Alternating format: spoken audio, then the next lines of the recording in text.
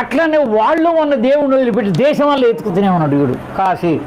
కాశీపురము గయ కాళహస్తి ప్రయాగ మంగళగిరి మంచి తుంగభద్ర కంచి శ్రీశైలంబు కడు జగన్నాథంబు ద్వారకా మధురలు ధర్మపురియు దివ్య స్థలంబులు తిరిగినప్పటికైన పలుకునా దేవుడు పలుకడేమి పలికి బోధించడు పరమ సద్గురు చేరి అయ్యనాగతి చెప్పుమని అడగలేక మాయ విభ్రాంతిలో చిక్కి మనుషులంతా జనన మరణము లేనటువంటి జడగనరు వాసరము వాడపల్లి ఆగదాస వినుత విమల సుగుణ ప్రకాశ. వాడపల్లి ఆగదాస గారిని ఒక టైలరు, ఆయన వరంగల్లో ఉంటాడు.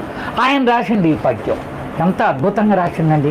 నువ్వు కాశీ రామేశ్వరం ఎక్కడికి పోయినా కూడా ఆయన దేవుడు పలకడా ఏం లేదా, ఏరా నీకు ఈ సంవత్సరం బాగుందా, మరి వ్యాపారం ఎట్టుంది, ఉద్యోగాలు ఎట్టుందని ఆయన అడగడా ఈవిడ చెప్పలేకపోతుందా.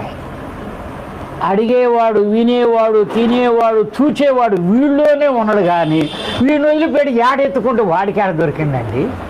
నీలో ఉన్నోడిని ఎత్తుక్కోవాలంటే నువ్వు ఇంకొక ఆయన ఎదురుగా పెట్టుకొని విచారణ చేసుకుంటే నీకు దొరికింది. నువ్వెవరో దేవుడెవరో ఇంకొక ఆయన ద్వారా ఎత్తుక్కుంటేనే దొరికింది. నా ముఖం నాకు కనపడలేదు కాబట్టి అద్దం దగ్గరికి పోతే కనపడింది. నేనెవరో నాకు తెలియలేదు కాబట్టి ఇంకొక ఆయన దగ్గర పెట్టుకున్నప్పుడు ఆయన చెప్తే అయి తెలిసింది కానీ లేకపోతే మనకి ఏం చేయలేదు.